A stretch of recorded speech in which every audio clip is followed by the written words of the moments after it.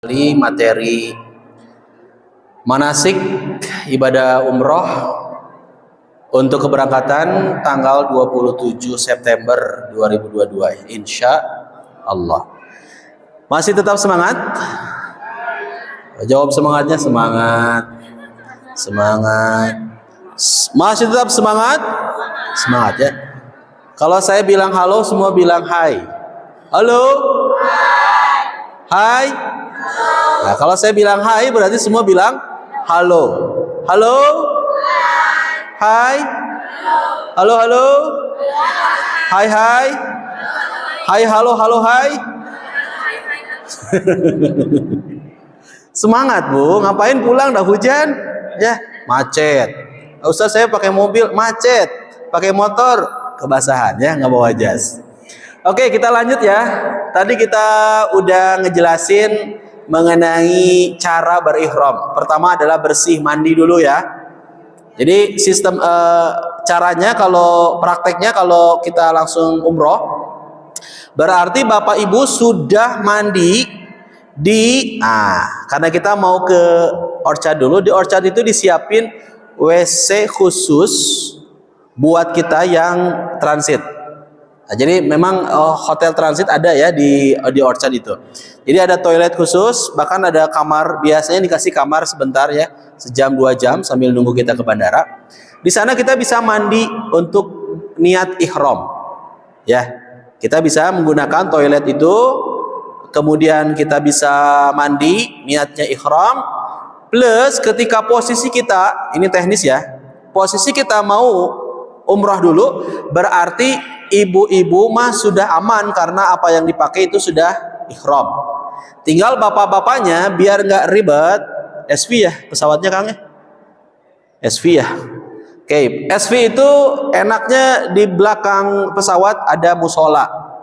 Ya, di belakang pesawat ada musola. Pastikan kain ihramnya sudah dipisahkan dengan koper. Jadi jangan sampai dimasukkan ke bagasi. Atau nanti cabin, kadang-kala cabin suka SV itu suka nyuruhnya disatuin sama bagasi. Nah, maka nanti betul-betul harus dipisahkan, jangan sampai kain ihram itu digabungkan dengan bagasi, harus dipisahkan. Entah bawa tas, kan di Mabruk dikasih itu ya tas khusus ya, tas yang kecil itu ya, atau mungkin bawa tas sendiri, tas gendong, yang jelas harus dipisahkan. Nanti penggunaan kain ihram kita akan gunakan sejam atau 2 jam sebelum kita masuk ke tempat mikot. Untuk laki-laki biasanya agak ribetnya laki-laki ya. Laki-laki insya Allah nanti saya bantu di musola pesawat, meskipun nggak terlalu besar, kita gunakan kain ihram di sana. Insya Allah nggak ribet, praktis ya, nggak ribet insya Allah. Nanti itu teknis ya. Intinya kita harus bersih dulu, harus mandi dulu sebelum berihram. Yang kedua adalah memakai minyak wangi. Jadi sebelum kita berniat ihram, boleh pakai minyak wangi dan memang dianjurkan, disunahkan pakai minyak wangi. Ya. Asal minyak wangi tersebut dikenakan ke badan, jangan ke kain ihram. Ya. Tapi kalau seandainya kain ihram itu masih ada parfum yang tersisa dari badan kita, maka nggak ada persoalan ya.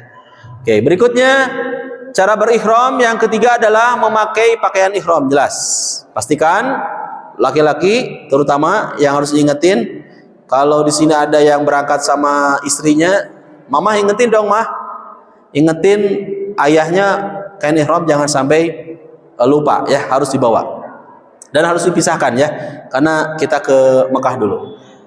Yang keempat, niat ihram di mikot. Niatnya adalah labbaik Allahumma umroh.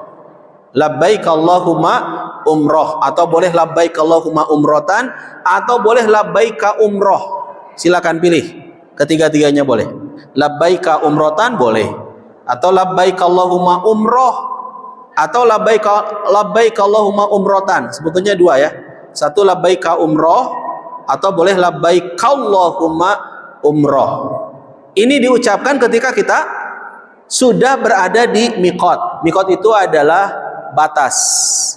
Nanti mikot kebagi 2, ada mikot makani, ada mikot zamani. Ada kaitan dengan batas waktu dan ada kaitan dengan batas tempat. Nanti kita akan tampilkan slide-nya berkaitan dengan mikot ya.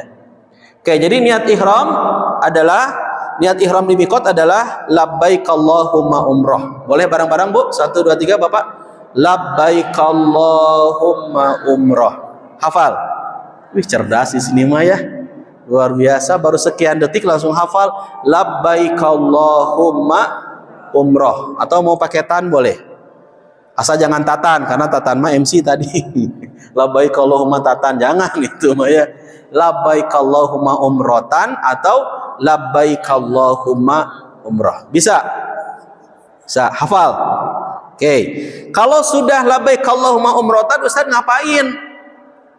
Apakah langsung pasang story di Instagram? Hai, aku OTW Mekah nih, aku udah niat umroh loh. Ini nih contohnya. Ngapain setelah labbaik Allahumma umroh tadi itu? Sunnahnya adalah perbanyak talbiyah. Hafal talbiyah? Talbiyah hafal? Oh, kalau hafal bareng-bareng talbiyah ya. 1, 2, 7. Mana ya suaranya? Kalau di Hungkul, si Bapak Hungkul di Lembang tuh. Bareng-bareng ya, say. Yuk, bareng-bareng ya. 1, 2, 3. Labbaik Allahumma labbaik. Labbaik la syarika laka labbaik. Innal hamda wan ni'mata laka wal mulk la syarika lak. Hafal Bapak Ibu? Oh, itu kalau pelafalannya di sana, ngucapin di sana udah nangis Bu, Bapak ya. Kalau di sini mah nggak nangis. Kenapa? Karena hareudang. Hareudang. Di sana pendalamannya, pemananya tuh luar biasa. Kalau belum hafal Ustadz, boleh nanti saya kasih audionya ya kalau belum hafal ya. Atau Bapak Ibu bisa searching di YouTube, buka talbiyah, banyak banget. Dan sekarang mah alhamdulillah kan teman-teman kita yang musisi itu kemudian ngebantu biar pada hafal talbiyah, dibikin aja apa lagunya labbaik Allahumma. Jangan, saya suaranya jelek ya karena saya bukan penyanyi ya. Ada lagunya kan? Dulu zaman-zaman awal tuh ada di Malaysia ya grup nasyid Raihan. Ya Raihan. Itu dinyanyiin juga tuh talbiyah itu biar mudah diingat. Gimana Ustaz Diki lagunya? Nah, di sini ada Ustaz Diki juga. Jadi grup kita alhamdulillah selain ada Ustaz Evi, ada saya, ada Ustaz Diki juga. Oh, Masya Allah. Ya, seluruh Ustadznya. Ada tuh Bu, Raihan tuh lagunya labbaik Allahumma labbaik. Rada tinggi ya. Labbaik la syarika lak kalab. Terus innal hamda wan ni'mata lakawal mulk la syari. Banyak banget ya. Insyaallah kalau belum hafal terus didengerin, diulang-ulang, insyaallah hafal. Berikutnya adalah mikot. Tadi saya sebutkan mikot. Apa itu mikot? Mikot adalah batas waktu atau tempat. Jadi ada dua ya. Mikot itu kalau nggak batas waktu, dia batas tempat. Untuk apa? Untuk beribadah haji ataupun umroh. Jadi mikot itu ada zamani, ada makani, ada mikot yang kaitan dengan batas waktu. Hari batas waktunya umroh kapan? Ada nggak? Tadi masih ingat perbedaan haji dan umroh? Umroh mah kapan aja. Ibu mau sekarang umroh tanggal 27, tanggal 6-nya berangkat lagi silahkan. Nah, kalau batas tempat, nah mikot tempat kaitan dengan tempat ini nggak boleh kemudian sesuai dengan kehendak kita. Ustaz, saya mau bermikot di Jakarta, labbaik Allahumma umroh, nggak boleh tuh saya. Ya, saya mau bermikotnya di Masjid TSM, nggak bisa. Jadi mikot itu sudah ditetapkan oleh Rasulullah SAW. Bisa dibaca di buku saya ya, yang kecil tuh ya. Panduan ibadah umroh, saya bikin yang sesimpel-simpelnya, yang praktis biar Bapak Ibu paham di mana saja sih tempat-tempat mikot. Kalau ke umroh ke Mekah dulu berarti kita akan bermikot di mana coba? Di dalam pesawat. Di mana tuh mikotnya? Di mana, ada yang tahu? Hah? Di mana? Bir Ali. Kalau Bir Ali di Madinah. Siapa yang bisa jawab? Qarnul Manazir atau Yalamlam? Ya, Qarnul Manazil atau Yalamlam. Oke, biasanya SV itu Yalamlam ya, Saudi itu. Karena ibu bapak bisa dengan mudah lihat di layar kursi itu ada peta, ada mapnya, di sana ada titik-titiknya. Jadi bapak ibu bisa memantau langsung di mana posisi kita. Kita sudah berada di negara mana nih? Kita sudah berapa jam lagi nih perjalanan kita? Berapa suhu udara di pesawat? Kemudian berapa kecepatan pesawat, semua ada. Jadi yang ditonton sama ibu-ibu sama bapak-bapak pas lagi di pesawat tuh jangan film aja. Terus non bu, drama. Jadi yang dilihat juga mapnya. Ya, mapnya di sana lengkap banget. Baik, berikutnya adalah setelah mikot. Nah, ini ada larangan dalam ihram. Ada larangan ketika kita berihram. Yang pertama adalah berhubungan intim suami istri. Siapa yang di sini umrohnya bareng bebeknya ada? Beb? Beb itu bukan bebek ya, beban ya, beban kehidupan. Nah, punten ya, yang suami istri, maka kalau sudah berihram, sudah berniat, dilarang hubungan intim suami istri, ya, atau perkataan, perbuatan yang mengarah kepada perbuatan tersebut. Mama kok sekarang beda banget dengan waktu kita belum umroh ya, kok mama cantik banget ya. Mama tuh bagikan bidadari surga yang turun dari langit. Wah, kita udah ngata-ngatain, kita sudah memuji, menyanjung, hati-hati. Hati-hati, kemudian dari kata-kata tersebut bisa jadi kita masuk pada larangan ihram. Karena bisa jadi dari perkataan, apalagi masuknya ke perbuatan ya, melakukan hubungan yang jelas ini tidak diperkenankan ketika kita sedang berihram. Tapi kalau udah selesai boleh nggak? Kalau udah selesai boleh? Boleh nggak? Boleh kalau udah selesai. Ya itu mah nggak perlu izin ke ustadz, silahkan aja lah, udah ngerti lah ya. Yang kedua, larangan dalam ihram adalah berbuat maksiat. Nggak boleh bermaksiat, nggak boleh bertengkar, berdebat, berbantahan, jidal, nggak boleh. Maka jagalah hati, jangan kau kotori. Jagalah hati, lentera hidup ini. Bila hati kian bersih, pikiran pun akan jernih. Agim namanya. Jagalah hati, jangan berdebat, jangan mentang-mentang ibu yang satu kerudungnya dari safira, meskipun harganya nggak safira ya. Kemudian ini robani, oh pas saya, kerudung ibu mah nyengsol, atuh jadi berbuat maksiat, jidal, berbantah-bantahan itu nggak boleh. Ya, bapak-bapak juga hati-hati, nggak boleh. Jadi kalau ada unsur-unsur yang mengarah kepada berbantahan, bermaksiat, maka hindari. Yang ketiga, dilarang memotong kuku, rambut atau mencabut bulu ketika kita sudah berihram. Kalau sebelumnya gimana? Justru disunahkan kalau sebelumnya. Kita potong dulu kuku, potong dulu rambut, bersih-bersih ya, bulu-bulunya juga ya. Itu sunnah, justru sebelumnya harus dilakukan. Tapi kalau pas begitu ihram nggak boleh. Kan kadang ada yang kebiasaan itu suka gigitin ini bu, kuku, sampai kukunya itu yang asalnya panjang semua habis, kukunya itu dimakan sama dia. Mungkin dia kelaparan atau kenapa. Nah itu yang gigitin kuku, atau yang jenggot mungkin karena biasanya di sini suka cabutin jenggot pakai uang koinnya, uang koin 500 dua gitu, ditarikan nuju ihram teh tekenging ya, nggak boleh. Berikutnya yang keempat, dilarang memakai pakaian yang berjahit, memakai sepatu, memakai tutup kepala bagi pria. Jadi pakaian yang berjahit yang membentuk tubuh itu nggak boleh. Kalau bawa tas Ustadz boleh, bawa tas mah. Pakai sabuk boleh ya. Kemudian jangan pakai sepatu. Bapak-bapak bawalah sandal, boleh bawa sandal yang paling populer yaitu swallow ya. Sandal jepit silakan. Atau mau sandal, kan sekarang ada tuh sandal khusus haji umroh ya, boleh. Bebas lah, asal jangan pakai sepatu. Kemudian jangan memakai tutup kepala, peci. Jadi ini udah dilepas ya pas ihram. Terus kupluk, jangan. Apalagi Bu, laki-laki teh topi itu nggak boleh pas lagi ihram. Tapi kalau kita kemudian berteduh di payung boleh nggak? Boleh. Di dalam bis boleh ya. Berikutnya,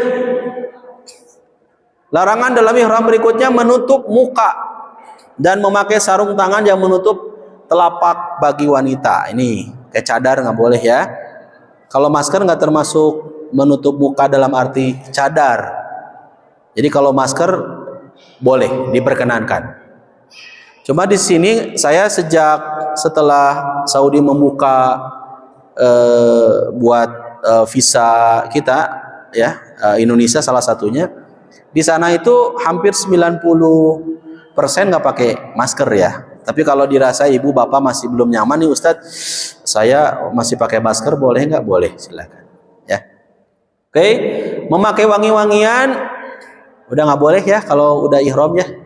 Jadi jangan semprot, karena di sana kadang suka ada yang nawarin, haji halal halal. Jangan, sedang ihram. Kemudian membunuh binatang buruan nggak boleh. Mengganggu pepohonan yang tumbuh di sekitar tanah haram. Ibu-ibu hati-hati ya. Lihat tanaman, Ustadz ini lucu banget Ustadz lucu atau tanamannya lucu. Kemudian dicabut tanaman itu, pohon itu nggak boleh. Kemudian mengganggu pepohonan yang tumbuh di sekitar tanah haram nggak boleh. Melangsungkan pernikahan nggak boleh, baik untuk dirinya atau bertindak sebagai wali atau sebagai saksi nikah nggak boleh. Ustadz, tapi kan artis banyak tuh yang nikah di Mekah, bahkan di Masjidil Haramnya, selebgram, artis, selebritis, artis ala gembitis, itu banyak yang nikah di sana. Kira-kira gimana itu? Artis siapapun yang nikah di sana boleh kalau setelah atau di luar dari ihram. Biasanya udah pada selesai umroh, kemudian nikah di sana, gitu. Boleh. Ada di sini bapak-bapak yang berencana bawa istrinya? Tidak. Ya, barangkali berencana, barangkali ya. Tapi janganlah ya. Jangan pas pulang itu, aduh bapak, ya cari masalah deh ya. Berikutnya apa? Ya, kalau tadi yang dilarang, sekarang yang diperbolehkan. Kalau yang dibolehkan ketika ihram, pakai jam tangan dan earphone, boleh nggak? Boleh, itu kalau milik sendiri ya. Tapi kalau milik orang lain, jam tangannya nggak boleh. Itu namanya mencuri. Jangan ya. Memakai cincin, gelang dan sendal boleh. Tapi kalau saya sarankan ibu-ibu, ya kalau bisa disimpan dulu lah yang emas-emasannya ya, gelangnya, cincinnya, ya. Menjagalah ya, menjaga kita supaya tetap nyaman, aman. Karena di sana ya kadang-kala ada aja sih yang terjadi mah ya. Tanahnya haram kan, belum tentu orangnya adalah suci ya. Tanahnya suci, belum tentu orangnya suci. Kadang ada aja yang terjadi, hilang dompet lah, hilang handphone lah, gitu ya. Jadi kalau saya sarankan, perhiasan sebaiknya disimpan aja dulu. Memakai kacamata dan ikat pinggang boleh. Terus apalagi pakai payung atau naik kendaraan yang beratap boleh. Ustaz panas, pas umroh tehnya panas, tawaf tuh pakai payung boleh. Pakai apalagi balut luka dengan perban kalau misalkan terjadi insiden kecelakaan atau musibah boleh. Basahi kepala dan badan asal tidak pakai sabun yang ada harumnya, wanginya boleh. Juga mengganti kain ihram boleh. Kalau bapak-bapak dirasa perjalanan itu kemudian memakan waktu yang lumayan panjang, Ustaz saya mau bawa kain ihram gantinya, berarti beli sendiri ya. Karena dari travel hanya dikasih satu set aja ya. Tapi bapak kemudian pengen bawa lagi, terserah, itu silahkan. Nanti diganti di sana silahkan. Berikutnya, rukun umroh kedua. Sebut aja ihramnya udah selesai ya. Nanti kalau ada yang mau ditanyakan boleh di akhir ya. Kita selesaikan dulu biar nggak terlalu sore. Yang kedua adalah tawaf. Tawaf itu apa Bapak Ibu? Tawaf adalah mengelilingi Ka'bah, bukan mengelilingi mall. Tawaf adalah mengelilingi Ka'bah. Berapa putaran? 7 putaran. Ustadz saya maunya lebih dari sana, lebih dari 7, boleh nggak? Jadi kalau seandainya Bapak Ibu masih punya semangat untuk tawaf, tetap yang harus dilakukan sesuai dengan sunnah Rasul 7 putaran. Selesai 7 putaran nih, pada subuh misalkan, pengen lagi tawaf, pada subuh tanya, nanti pas waktu duha setelah sarapan boleh. Setelah duha teh qobla zuhur, sebelum zuhur tawaf lagi boleh. Setelah zuhur tawaf lagi boleh. Terus tawaf. Boleh. Maka memang sunnahnya itu memperbanyak tawaf sebetulnya Bapak Ibu ya. Perbanyak tawaf. Tapi tentu harus mengukur kondisi fisik. Jangan sampai kita tawaf terus, waktunya makan ternyata pas begitu datang ke hotel, maaf, restoran sudah ditutup karena ada batasnya juga kita makan tuh. Ya, jangan sampai kita tawaf semangat, ternyata ujungnya kita menjadi tatit. Tahu tatit? Sakit. Pas pulang teh sakit, di sana sakit, ngerepotin, jangan ya. Oke, Bapak Ibu, dari mana kita tawaf itu? 7 putaran itu dimulainya dari sudut Hajar Aswad hingga sudut Hajar Aswad lagi. Ya. Kalau seandainya ini adalah Hajar Aswad, ini adalah rukun Yamani, ini adalah Hajar Aswad, maka untuk memulai tawaf itu dari Hajar Aswad. Ya. Tadi mejanya nggak ada ya? Meja tabulud dah. Jadi Bapak Ibu coba lihat, perhatikan saya. Kalau ini kursi nih, Kang Tatan mungkin boleh ditarik, diangkat.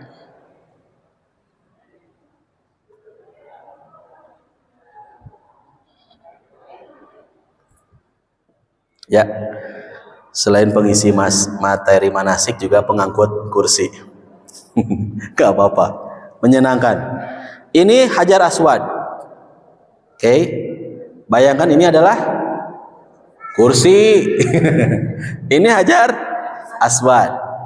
Ketika posisi datang, misalkan kita belum masuk pada titik Hajar Aswad, sebut saja kita masuk di titik rukun yang lain, rukun Yamani misalkan, maka Bapak Ibu jangan langsung memulai tawaf, jalan aja dulu.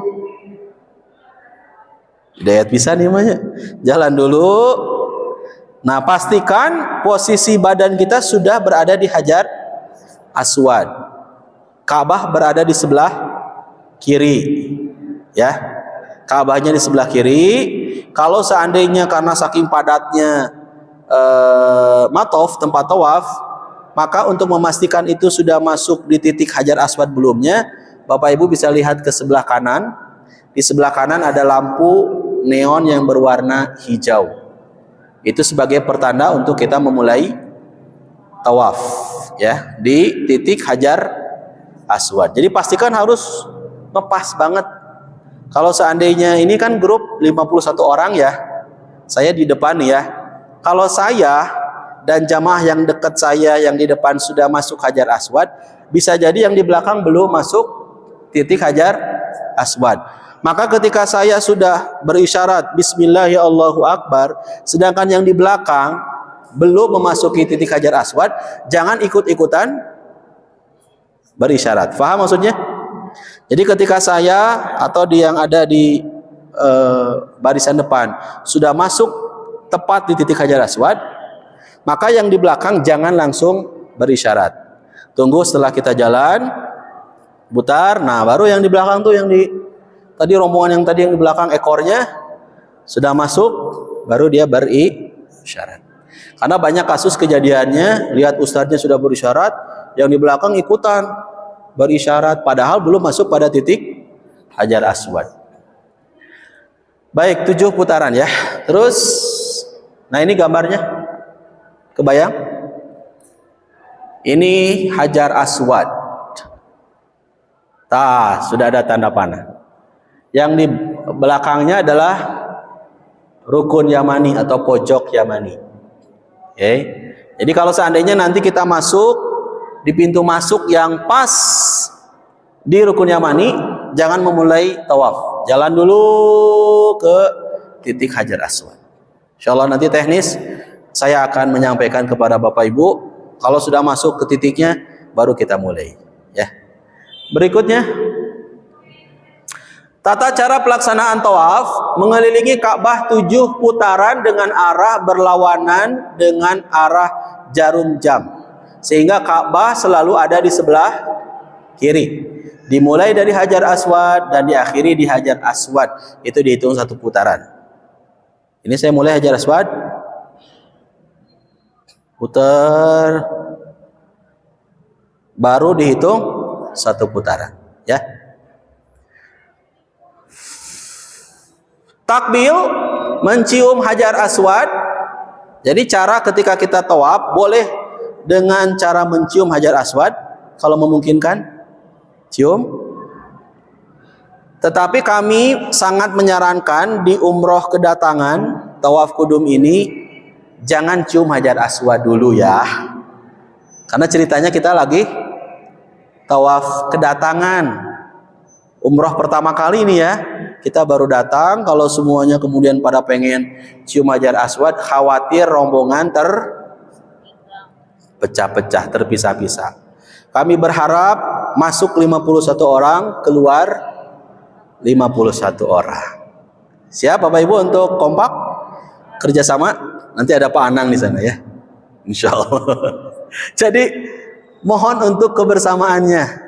Masuk ke masjid di 51 orang, selesai umroh pulangnya itu 51 orang. Caranya gimana? Ikuti, taati aturan yang berlaku. Kami sangat tidak menyarankan untuk cium Hajar Aswad. Meskipun sekarang sudah dibuka ya skat Ka'bah. Bapak Ibu sudah tahu? Di Ka'bah 2 tahun ke belakang itu selama Covid ditutup kan ininya pakai skat ya untuk mendekati langsung. Tapi alhamdulillah sekarang sudah dibuka. Nah, kalau seandainya ada yang penasaran pengen cium Hajar Aswad, nanti aja di tawaf sunnah, jangan di pas tawaf kudum kedatangan. Paham? Jadi kalau tawaf kudum kedatangan cukup isyarat aja deh. Isyarat aja ya. Oke, jangan cium dulu, jangan juga menyentuh, karena kalau menyentuh juga harus ngedekatin ke Ka'bah. Oke, caranya ada 3 Bapak Ibu. Takbil, mencium Hajar Aswad boleh. Kemudian istilam, menjamah, meraba, mengusap, itu pun harus berdekatan ya, mendekati, cium. Meraba, mengusap, kemudian dicium. Kemudian cara yang ketiga yang diperbolehkan adalah isyarat dengan tangan, tidak perlu cium.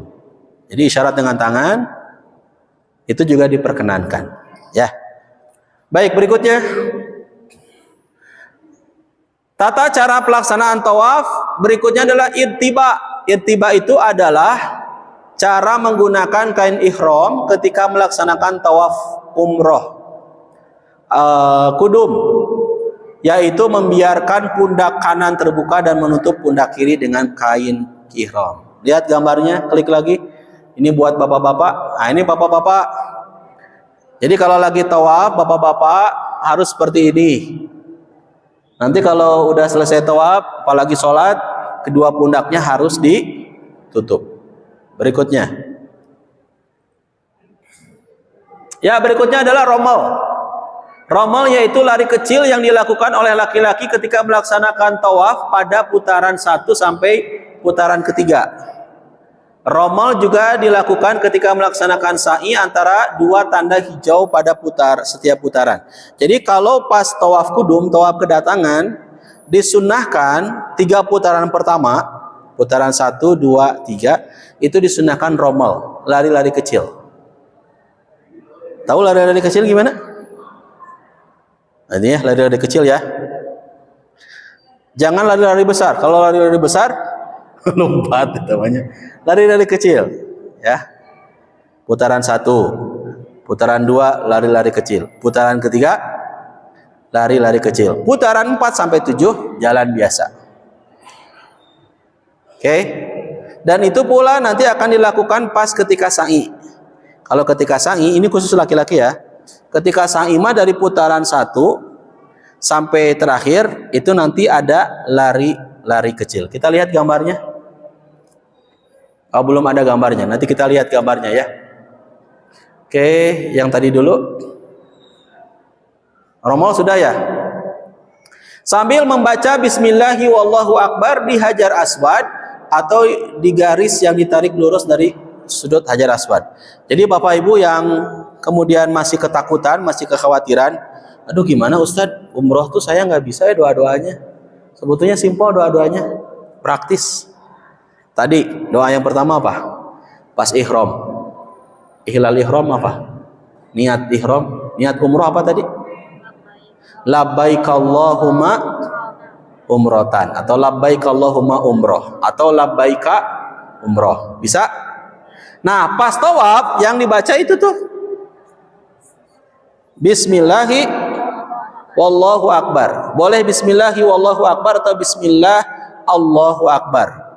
Boleh pakai wa atau tidak? Hafal semua? Boleh ucapkan 1 2 3 Bismillahi wallahu akbar. Hafal ya. Bismillahi wallahu akbar. Udah, gampang. Setiap sampai ke sudut rukun yamani, jika memungkinkan kita meraba. Dan di sini tidak ada ucapan Bismillahi wallahu akbar. Rukun yamani itu yang mana? Klik, ada gambarnya. Nah ini nih. Oh ini mundur ya, maju. Nah ini nih. Kalau memungkinkan pas masuk ke rukun yamani, kalau memungkinkan raba, tapi tidak ada doa Bismillah Allahu akbar. Tapi kalau tidak memungkinkan, tidak perlu isyarat. Ya, hanya lewat aja. Nanti ada doanya ya, doa dari rukun yamani ke Hajar Aswad. Berikutnya. Ini doanya. Di antara rukun yamani dan Hajar Aswad baca doa ini. Hafal semua? Rabbana atina fid dunya hasanah wa fil akhirati hasanah wa qina adzabannar. Ustaz masih ada nih langkah saya belum nyampe ke Hajar Aswad, ulangi lagi aja. Rabbana atina fid dunya hasanah wa fil akhirati hasanah wa qina adzab. Hafal? Tung tuingun teu apal eta doa eta Allahu akbar. Aduh Gusti. Apal semua ya Rabbana. Simpel lah. Ya doa-doanya simpel. Tong seueur emutan Bapak Ibu. Cekape emang emutan bensin naik kitos eta. Tong seueur emutan. Ya tos. Cios ayeuna nembe saur wartawan. Tadi ada teman-teman kita dari wartawan ngeliput Bapak Ibu semua. Dari salah satu wartawan kemudian bilang agak rusuhan sina Ustad kunaon ieu bade ieu milarian berita ieu kenaikan BBM ayeuna tadi jam 2:30 gitu. Berikutnya nah oke, lanjut. Setelah selesai tawaf disunahkan untuk sholat sunnah 2 rakaat di belakang makom Ibrahim. Jadi kalau udah selesai tawaf nih, kemudian kita sholat di belakang makom Ibrahim. Tahu makom Ibrahim? Makom bukan kuburan, tapi jejak kakinya Nabi Ibrahim. Kita lihat, ini nih makom Ibrahim. Tah, sudah dikasih tanda. Makom Ibrahim bentuknya seperti sangkar burung, warna emas, warna kuning. Nah di sana ada jejak kakinya Nabi Ibrahim, bukan kuburan ya. Kalau memungkinkan sholat di belakang makom Ibrahim, banget kayaknya agak susah, karena sekarang makin padat. Umroh itu makin banyak yang datang, maka boleh agak belakangnya. Nanti kita akan arahkan Bapak Ibu ya, di mana kita sholat yang nyaman, tidak diusir sama polisinya, askarnya, dan kita betul-betul khusyuk melaksanakan sholat tersebut. Makanya ikuti arahannya ya, jangan melamun, fokus untuk kita bisa menyelesaikan umrohnya. Baik, berikutnya. Oke, sebelum kita sholat, selesai kita tawaf, maka kita jalan ke tempat sholat di belakang makam Ibrahim itu sambil membaca doa. Wattakhidhu mim maqami Ibrahima musalla. Boleh ikuti saya? Wattakhidhu mim maqami Ibrahima musalla. Wattakhidhu mim maqami Ibrahim musalla. Kalau belum hafal, baca buku saya, di sana ada doanya. Kalau belum bisa baca Arabnya, saya sudah tuliskan Latinnya. Nggak apa-apa baca Latinnya yang belum bisa baca Quran ya. Nah, begitu sholat, masing-masing ini tidak berjamaah ya. Masing-masing sholat 2 rakaat. Rakaat pertama membaca surat Al-Fatihah heula, atuh mah langsung Al-Kafirun. Al-Fatihah, setelah Al-Fatihah Al-Kafirun. Hafal Al-Kafirun? Hafal? Oke, yang belum hafal ada waktu ya untuk menghafal Al-Kafirun. Rakaat kedua setelah baca Al-Fatihah baca surat Al-Ikhlas makojo atuh. Zuhur, asar, maghrib, isya, tahajud, duha, Al-Ikhlas weh, bolak-baliknya. Hafalnya simple, tos tong seremutan, simple, mudah, praktis ya, insyaallah. Berikutnya, hal-hal penting selama tawaf. Satu, suci dari hadas dan najis.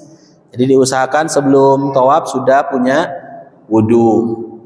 Ya, insyaallah kita ke hotel dulu. Di hotel tuh kemudian kita wudu, memperbaharui wudu, kemudian ke masjid untuk rukun kedua ya, tawaf. Dua, bila batal wudu ketika melakukan tawaf. Lagi tawaf tuh ya, ibu-ibu ya lagi tawaf. Tut. Jangan bilang ke ustaz abdi hitut tekenging. Ya, udah aja langsung kalau batal wudunya pas lagi tawaf, maka nanti Bapak Ibu yang batal boleh kemudian melakukan tayamum. Ya, tayamum. Terus gimana dengan putaran sayanya Ustadz? Putaran tawaf sayanya yang tadi sudah dilakukan, maka hanya putaran tersebut yang batal.